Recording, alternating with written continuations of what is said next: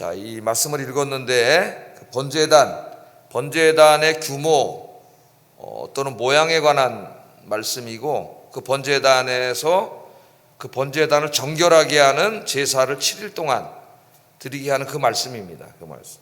이 말씀을 이제 우리가 읽었는데요. 자, 지금 우리가 무슨 성전이 있는 것도 아니고 번제단이 있는 것도 아니고, 그죠?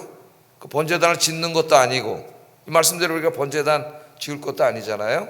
이 말씀이 우리 신약 시대를 살아가는 교회, 우리 그리스도인들에게 어떤 의미가 있는지 여기에 대해서 우리가 한번 묵상을 해보겠습니다. 계속 그 말씀을 묵상하고 있는데, 자, 한번 복습을 해보겠어요.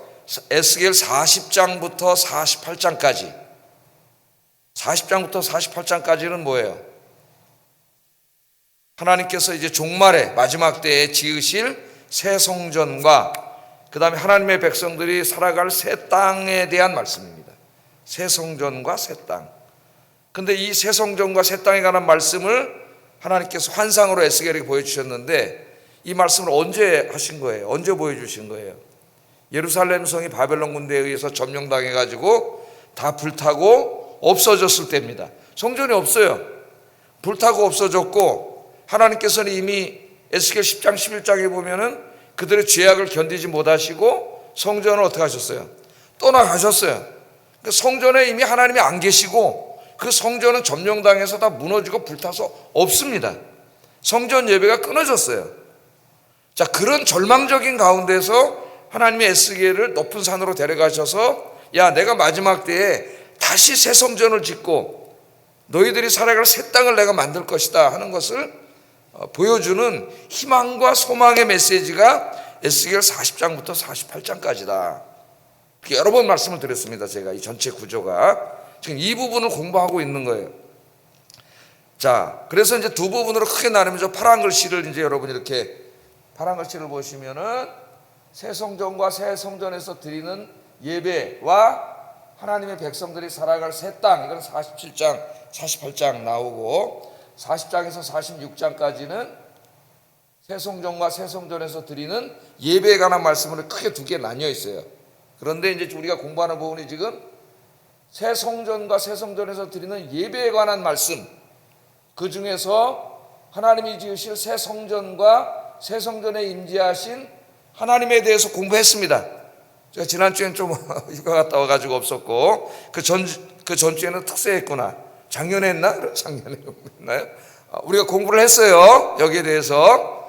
그래서 에스겔을 어떻게 했습니까? 높은 산으로 환상 중에 성령님이 데려가셔가지고 거기 가봤더니 안내 천사를 하나 붙여줘서 그 천사가 안내자로 어떻게 했습니까? 에스겔에게 성전 투어를 시켜줬잖아요. 그게 이제 40장, 41장, 42장 읽어보면 성전을, 새로 지은 성전을 쫙 투어 시켜주는 거예요. 우리 교회도 이제 새가족이 오시면은 새가족 선생님들이 교회를 이제 5층, 6층까지 다 이렇게 소개를 시켜주는 과정이 있는데, 다 소개를 시켜주는 거죠. 예? 그래서 성전을 전부 투어를 시켜줬어요. 그래가지고 이제 43장 1절부터 13절까지 여기 보면은 동쪽에서 투어를 시작했는데, 동문이 중요합니다. 항상 성전에는 하나님 들어오시고 나가시는 문이 동문이에요. 이 동쪽에서 시작해서 다시 동쪽으로 온 거예요. 그러니까 성전 투어를 시켜주는데, 우리 본당 5층문에서 시작해가지고 다 한 바퀴 돌아서 다시 5층문에 온 겁니다. 5층문에 와서 에스겔이 성전을 딱 들여다본 거예요. 본당을 들여다보니까, 우리로 말하면은 여기 뭐가 있어요? 하나님의 영광이 이 동문을 통해서 싹 들어오시는 거예요. 에스겔의 영광이 떠나는 걸 봤잖아요. 에스겔 10장 11장에 하나님의 영광이 떠나서 에스겔이 주저앉았습니다. 왜? 하나님 떠나면 끝이에요. 그 교회가 끝난 거예요. 하나님의 교회가 아니에요. 더 이상 죄악으로 교회가 물들면 하나님이 떠나버리십니다. 그 교회. 그런데 그 하나님이 이 새로 지은 성전 안으로 다시 들어오셔가지고 그 영광이 충만한 모습을 본 게 이제 새 성전에 임재하신 하나님. 요까지 공부한 겁니다. 자, 성전 안에 하나님의 영광이 가득 찼어요. 이제 하나님이 찾아오셨어요. 그러죠. 우리들이 해야 될 일이 뭐예요? 성전에서 예배 드려야 되는 거죠. 예배. 예? 이 예배예요. 그래서 지금 세 번째 부분이 성전에서 드리는 예배에 관한 말씀이 이제 46장 24절 마지막 절까지가 성전에서 드리는 예배에 관한 말씀입니다. 그 예배에 관한 말씀을 두 개로 공부하려고 하는데, 두 가지, 내일까지. 이 전체 구조를 잘 봐야 돼요. 오늘은 예배자들, 하나님께 예배 드리는 사람들의, 요거 이제 3절로 요 일자는 없는 겁니다. 3절까지만 있는 요 일자는 없는 거예요. 예배자들의 거룩에 대해서. 그 거룩하신 하나님이 성전에 가득, 그 영광이 가득 차 있는데, 이제 예배자들 예배 드려야 되잖아요. 그럼 예배자들 어떻게 돼요? 거룩해야 돼요. 거룩하신 하나님 앞에 나와서 예배 드리는 자들은 거룩해야 됩니다. 그래서 오늘 하나님이 거룩에 대해서 가르치는데, 그렇기 때문에 이제 오늘 공부한 내용이 제단에 대한 내용이에요. 제단, 성전 제단. 여러분, 성전 제단이 뭐 하는 곳이에요? 구약시대의 성전을 한번 생각해 보세요. 자, 성전에 하나님의 영광이 거하십니다. 그럼 어떻게 돼요? 사람들이 와서 예배를 드려야 되는데 죄진 사람은 하나님의 임재 앞에 올 수가 없어요. 그래서 어떻게 돼요? 들어올 때에 제단에서 번제를 드림으로, 번제를 드리면 자기의 죄를 해결해야 됩니다. 그 번제를 드릴 때 마음과 정성을 다해서 회개하는 마음으로 번제를 드릴 때 하나님이 그 죄를 용서해 주시는 거죠. 그래야 그 거룩이 회복이 되고 성전 예배에 참여할 수가 있어요. 그러니까 제단은 뭐 하는 곳이에요? 속죄소입니다. 속죄가 이루어지는 것이에요. 속죄가, 이 번제단이 속죄가 이루어지는 것입니다. 자, 그래서 오늘 43장 지금 읽은 말씀, 우리 10 몇 절부터 읽었어요? 12절부터 읽었나요? 예. 오늘 마지막 절까지가 이 번제단에 관한 말씀인데, 첫 번째가 이제 13절부터 17절까지는 그 번제단을 이렇게 보고 그 안내자가 번제단의 치수를 가르쳐주는 내용입니다. 치수. 그러니까 오늘 뭐 치수 하나하나가 몇 센치냐, 뭐 이거는 우리가 이렇게 중요하지는 않은 것 같아요. 왜냐하면 그걸 우리가 그대로 만들어서 뭐 여기다 제단을 쌓고 그냥 그렇게 하지 않잖아요. 그냥 강대상 하나 갖다 놓고 제가 그냥 여기서 설교하지요. 그러나 이제 그걸 그대로 만들라는 말씀은 아닙니다. 그 역사 속에서 그대로 만든 적도 없어요. 그러니까 이거는 하나의 구약의 제사의 용어로 하나님이 앞으로 이 새성전이 뭐라 그랬어요? 제가 교회라 그랬잖아요. 교회로 시작되고 종말에 하나님의 나라로 완성된다 그랬죠. 그래서 이미 시작된 거예요, 이 새성전이. 그래서 완전하지는 않지만 교회가 이미 새성전이 된 겁니다.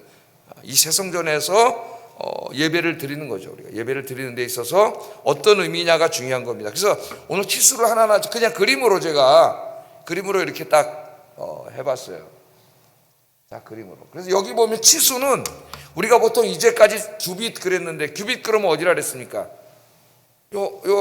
제일 긴 손가락부터 팔꿈치까지가 규빗입니다. 이제까지, 에스겔 이전까지는 작은 규빗이에요. 이게 일반 치수인데, 이 성전의 치수를 잴 때 오늘 한 척 나오는 게 이제 규빗인데, 그 규빗은 뭐라 그랬습니까? 한번 아까 성경 말씀 보면은, 자, 규빗은 팔꿈치부터 손가락 끝까지에다가 끝나지 않고 한 뼘의 가로를 더한 것이라, 이렇게 된 거죠. 그러니까 이제까지 우리가 알던 규빗보다 큽니다, 치수가. 그죠? 이제까지 여기서 여기까지잖아요. 계산할 때 한 47cm 뭐 그러는데, 뭐 사람에 따라서 다르겠죠. 큰 사람은 더 길겠고, 보통 50cm로 우리가 계산을 했는데, 이게 이제 여기 한 뼘이 더해진 거예요. 그래서 이것도 정확하게 모르지만은 대략 한 53cm, 뭐 한 55cm, 뭐. 그러니까 우리가 금방 계산하려면 그냥 50cm보다 좀 큽니다. 그렇게 해서 단면도를 그리면은 이제 이게 4층 구조로 되어 있어요. 오늘 이 말씀을 단면도로 그리면은 4층 규모로 되어 있습니다. 제일 밑에 미판이 있고, 미판의 높이는 1규빗. 그러니까 이 층계의 높이가 제일 밑판의 1규빗이라는. 1규빗 아까 얼마예요? 여기다가 손 한 뼘 더한 거라 그랬으니까 한 55cm, 53cm 뭐 그 정도 잡으면 되겠어요. 치수를 정확히 우리가 외울 필요는 없겠습니다. 자, 그 다음에 2층을 이제 밑받침에다 2층을 쌓았는데 그 2층의 높이는 2규빗이고, 3층을 쌓았는데 3층의 높이는 4규빗이고, 또 4층의 높이도 이렇게 동일하게 4규빗. 이게 그 얘기예요. 다 지금 한 그림으로 그리면 이 그림이고, 동쪽으로 뭘 만들라 그랬어요? 계단을 만들라 그랬잖아요. 계단을. 그러니까 동쪽으로 만든 계단이 이 계단입니다. 그래서 이것을 이제 이렇게 평면도로 보면은 이렇게 보여지겠죠. 그죠? 그래서 제일 밑판이 16규비 정사각형이에요. 넓이죠. 그럼 넓이가 나오겠죠. 16 곱하기 16. 그 다음에 1층이 14, 12 이렇게 해서 주일의 제단을 만들도록 이렇게 했는데, 오늘 읽으면 자세한 그 내용들을 현대 건축을 어떻게 다 완전하게 이렇게 복원하기는 어렵다 그래요. 잘 우리가 모르기 때문에. 그러나 대충 이렇습니다. 대충 이래요. 그래서 이 그림은 에스겔의 모든 치수를 집어넣어 가지고 인공지능이 그린 거예요. 인공지능 아주 똑똑합니다. 정확하게 이렇게 그립니다. 그래서 이렇게 생긴 것이다. 요것만 하겠어요. 자, 하나님께서 이 제단을 보여주셨는데 정사각형, 항상 성전도 정사각형, 에스겔에 나오는 성전도 정사각형, 제단도 정사각형. 정사각형은 완전성을 말해요. 완전성. 완전성 말합니다. 하나님의 완전성. 이 제단은 왜 있어요? 앞으로 하나님의 영광이 거룩한 이 성전에 들어가는 모든 사람은 이 제단에서 어떻게 돼요? 번제를 드리고 거룩해져서 들어가야 돼요. 깨끗해져서 들어가야 된다는 거예요. 죄진 사람 못 들어가요, 거기에. 죄를 남고. 그래서 이제 번제단이 굉장히 중요한 것입니다. 그래서 번제단을 만든 것이고, 그러니까 속죄를 위한 것이고, 속죄. 여러분들 지금으로 이제 적용하면은 교회 들어올 때 어떻게 돼요? 집에서 회개 기도를 하고 와야 되는, 자기 죄의 문제를 해결하고 이 성전에 들어와야 된다는 거예요. 이 교회에 대한 말씀이에요, 여러분. 교회에 대한 말씀. 그리고 이제 아까 4층으로 이렇게 지그라이트처럼 이렇게 만들어 놓은 것은 우리 인생에 점점 걸어가시다 하나님께 나아가는 단계를 형상화한 것이라 합니다. 이 말씀이. 자, 제단이 일단 제단을 만들었다. 그거는 성전에 들어가기 전에 반드시 제단을 거쳐서 들어가야 됩니다. 그죠? 구약에 의하면 죄의 문제를 해결해야 됨의 강조 중요합니다. 자, 그 다음에 이제 이 제단을 보여주신 다음에 그 다음부터 오늘 끝까지 말씀은 이 속죄 제단을 보여주신 이후에 7일 동안 이제 속죄 제사를 지내는데 7일 동안 계속해서 이 성전을 정화하는 제사를 제단을. 그러니까 제단을 7일 동안 제사를 통해서 깨끗하게 하라는 거예요. 이 제단을. 그러니까 얼마나 지금 하나님이 하나님 앞에 나가는 자의 거룩성을 얼마나 강조하고 있는가, 이걸 봐야 됩니다. 그래서 하나님께 사도 바울이 교회론을 가르칠 때에 교회의 특성 딱 두 가지예요. 특징이 뭐냐면 첫째는 거룩입니다. 거룩. 교회는 거룩한 공동체가 되어야 돼요. 근데 두 번째는 하나됨이에요. 하나됨. 사랑으로 하나됨. 이것이 교회 표징이에요. 가장 중요한 표징 두 가지로 가르쳐요.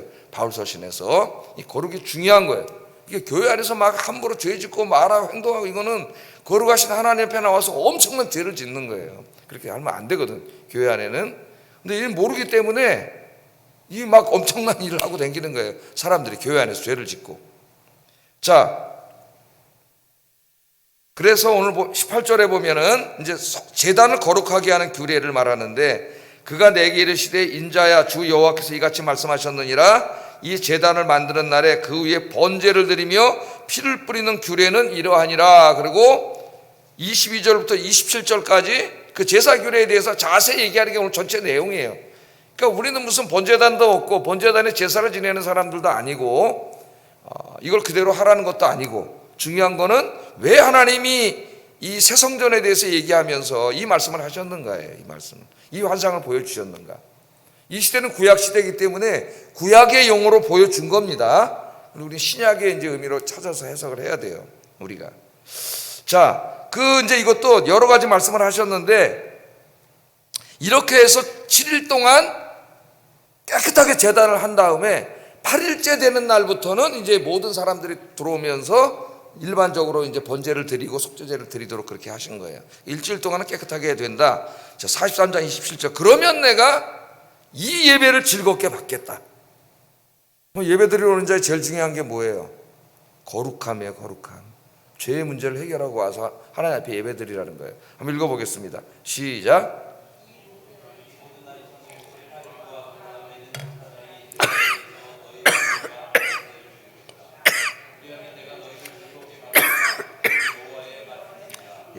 그렇게 하면 내가 너희를 즐겁게 받으려. 자, 그래서 이 복잡한 제사 내용을 간단하게 제가 그렸습니다. 이거는 제가 그린 거예요. 자, 그래서 첫째 날은 뭐 하라 그랬어요? 속죄제를 드리는데 어린 수송아지 한 마리로 속죄제를 첫째 날은 드려라. 목적은 뭡니까? 정결하게 하는 거예요. 깨끗하게 하는 거예요. 이 제단을. 둘째 날부터 달라져요. 둘째 날은 속죄제만 드리는 게 아니라 번제까지 드리라 그랬습니다. 속죄제로는 수염소 한 마리, 번제로는 수송아지 한 마리와 수장 한 마리. 목적은 똑같아요. 그런데 소금을 뿌리라 그랬어요. 소금을 뿌리라 그런 것은 하나님의 언약의 이제 완전성을 의미합니다. 하나님의 언약을 의미해요. 영원히 하나님 함께 하시겠다는 거예요. 그리고 셋째 날, 넷째 날, 다섯째 날, 여섯째 날, 일곱째 날은 둘째 날과 똑같아요. 첫째 날과 똑같은 게 아닙니다. 첫째 날만 속죄제 한 번 드리고 나머지 둘째 날부터 일곱째 날은 속죄제와 번제를 드리는데 모든 제물과 모든 게 다 똑같아요. 오늘 우리가 한참 읽은 말씀이 간단하게 정리하면 이렇게 됩니다. 그래서 집에 가셔서 한번 컴퓨터 틀어놓고 또 한번 보세요. 뭐 외울 필요는 없습니다. 외울 필요는 없는데 이게 눈으로 자꾸 읽으면 잘 안 보이잖아요. 이렇게 이제 하나로 정리가 될 수가 있어요. 자, 그러니까 이제 이렇게 해서 제단을 깨끗하게 일주일 동안 정결 의식을 하는 거예요. 그러니까 이 의식이라고 하는 것은 사람들에게 어떻게 마음을 이제 마음을 변화시키는 거죠. 이런 의식이 중요한 거예요. 요새 젊은이들이 자꾸 무슨 의식, 형식 이런 거 무시하려고 그러는데 형식이 뭐 중요해? 마음만 중요하지. 그렇지 않아요. 그러면 하나님이 뭐하러 이런 걸 다 하라 그랬겠어요? 우리의 마음도 의식과 형식에서 나오는 거예요. 그래서 카톨릭이 어떻게 보면은 그 미사의 경건함이 많은 사람들이 오늘 또 교회보다 감동을 줍니다, 여러분. 교회가 자꾸 이제 세상의 사람들을 전도한다고 구도자 예배니 뭐 이런 걸 하면서 음악도 세상 음악과 비슷한 거 갖다 쓰고 이렇게 하다 보니까 세상과 구분이 없어져 버렸어요. 근데 요새 세상이 힘들고 지친 사람들이 어떤 교회라고 하는 그런 성스러운 곳에 와서 마음의 평안을 누리고 경건함 속에 예배를 드리고 싶은데 그런 게 없는 거야. 그래서 성당으로 가서 카톨릭이 지금 엄청 부흥하잖아요. 교회는 줄어들고. 정신 차려야 돼요. 교회들이. 이 거룩함이 굉장히 중요한 거예요. 거룩함이. 자, 그래서 하나님께 나아가는 자는 거룩해야 된다. 신약으로 적용하면은 우리 죄를 어떻게 해결합니까? 우리가 제단에 가서 번제 드리고 그러지 않지 않습니까? 번제 드리지 않고 그럼 저 앞에다 번제단 놓고 들어온 사람마다 우리가 옛날에 한번 코로나 때 시카고 들어왔는데 거기다 번제단 갖다 놓고 다 거기서 하는 사람 죄를 씻겨가지고 들어오지 않잖아요. 우리 구약 신약 시대 그런 거 안 하잖아요. 왜 안 해요? 예수 그리스도께서 우리 예수님께서 오셔서 십자가에서 단번에 속죄 제물로 자신을 드렸지 않습니까? 영원한 제사를 지냄으로 예수 믿고 구원받은 사람은 그렇게 할 필요가 없어요. 그럼 아무것도 안 하면 됩니까? 우리는 기독교인들은 이 기독교인들의 오해예요. 그리스도께서 그렇게 죽으셨잖아요. 자기 몸을 주셨잖아요. 그러니까 우리는 어떻게 해야 돼요? 예수 그리스도의 이름으로 회개의 제사를 지내야 돼요. 회개의 제사. 동물 제사는 안 지내지만은 죄에 대해서 심각하게 생각해야 됩니다. 자기가 지은 죄에 대해서. 그래서 하나님 앞에 나오기 전에 항상 회개하고 와야 돼. 자기의 죄의 문제를 해결하고 와야 돼요. 그 교회 와서도 회개해야 돼요. 하나님 앞에 깨끗한 마음으로 예배 드리시는 여러분들에게 주의 이름으로 축복합니다. 그래서 이게 적용되면은 27분이죠. 두 가지로 적용되는 거예요. 신약시대 교회는 두 가지죠. 이 종말의 지을 하나님의 새 성전, 교회로 지금 성취되었고 이제 하나님 나라로 완성된다 그랬습니다. 이게 다 나와 있어요. 여기에 완전한 모습도 나와 있고 이제 우리가 이루어가야 할 모습도 나와 있는데 그 교회 중요한 성전 중에 하나가 뭐냐면 내 마음의 성전. 나 자신이에요. 왜? 우리 안에 누가 찾아오셨어요? 성전에, 구약시대의 성전에, 지금 오늘 본문에 보여주듯이 성전에 가득 찼던 하나님의 영광이 신약시대에는, 구약시대에는 성전에만 오셨는데, 그리고 하나님이 특별히 선택하신 제사장이나 선지자는 몇몇 사람에게만 임했는데, 신약시대는 어떻게 임해요? 예수 믿고 구원받은 모든 사람, 한 사람 한 사람에게 성령이 임하십니다. 그래서 예수 믿고 구원받은 사람에는 누가 찾아와 계세요? 하나님의 영광이 찾아와 계세요. 하나님의 영광. 그래서 우리가 성전이에요. 성전. 그러므로 첫째 우리는 마음의 성전을 깨끗하게 해야 된다. 마음의 성전. 우리들이 적극적인 방법은 죄를 멀리하고 죄를 짓지 않으려고 애쓰는 겁니다. 거룩하게 살려고 말씀대로 살려고 힘쓰는 거예요. 그게 중요한 것이죠. 그러나 우리가 그렇게 살더라도 인간의 연약함 때문에 혹은 부지 중에 죄를 앉을 수가 없잖아요. 우리가 완전하지 않기 때문에.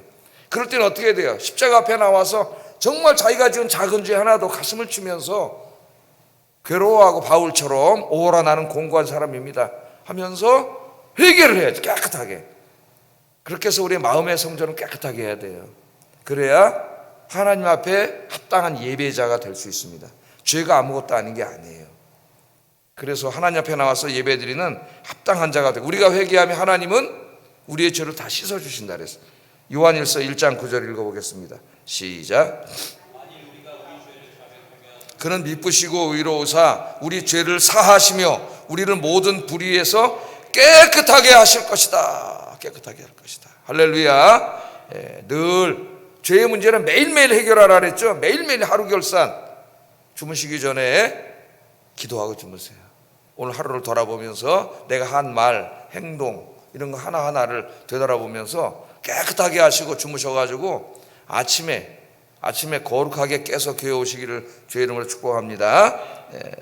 자, 근데 오늘 44장 1절에 보니까요, 44장 1절 읽어보겠습니다. 시작. 그 문이 닫혔더라.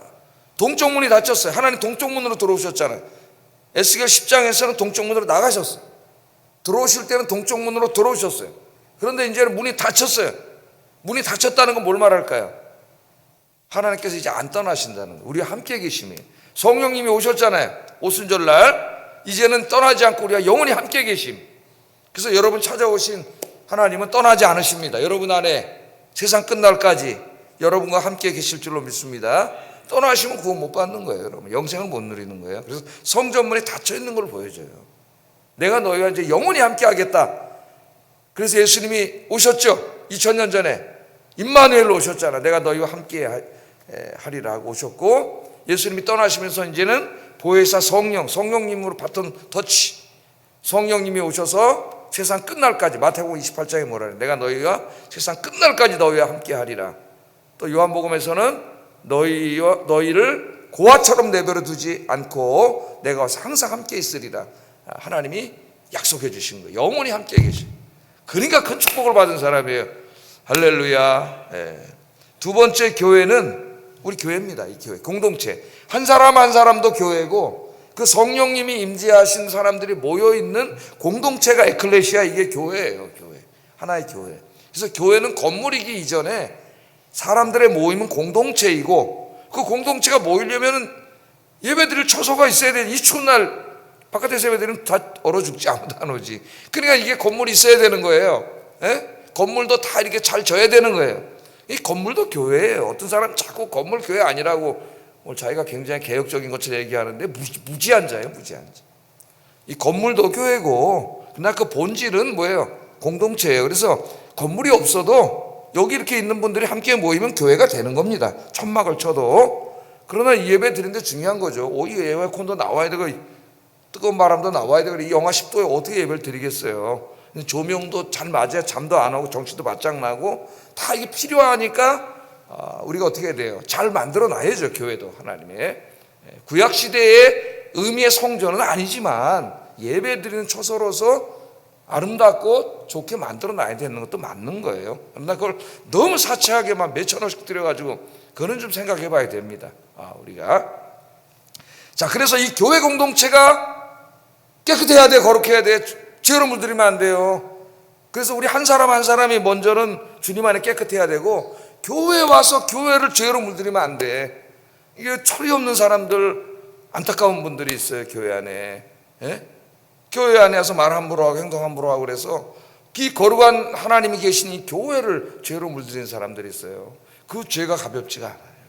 그걸 모르고 계속하는 사람들이 있어요. 그래서 우리 교회는 시기하고 미워하고 질투하고 다투고, 이게 다 교회를 죄로 어지럽히는 거예요. 우리 하나님의 교회를, 우리 믿음이 있는 여러분들이 더욱더 깨끗하게 하고 거룩하게 만드는 일에 힘쓰시기를 주의 이름으로 축복합니다. 그러면 오늘 뭐라 그랬어요? 하나님 마지막 절에 내가 그 예배를, 그렇게 드리는 교회 성도들의 예배를 즐거워하고 기쁘게 받으리라. 할렐루야. 다 와서 모여서 앉아서 예배 드린다고 예배가 다 하나님 받으시는 게 아니에요. 여러분, 모든 사람이 앉아있다고 그 사람의 예배를 다 받으시는 게 아니에요. 내가 하나님 앞에 이렇게 깨끗하고 거룩하게 와서 정말 내 영과 진리로 예배를 드리고 그 교회가 정말 하나님 앞에 거룩한 교회가 될 때 하나님 그 예배를 받으시는 거예요. 그러면 하나님 그 예배를 즐겁게 받으실 때에 하나님의 은총이 내려요. 치유의 역사가 일어납니다. 그 치유는 꼭 병만 낫는다는 의미가 아니라 우리 인간의 마음, 정신, 영혼, 우리 삶의 전인적인 치유가 일어나는 거예요. 도덕도 포함을 해서 이 진정한 예배가 드려지는 곳에 그런 역사가 일어납니다.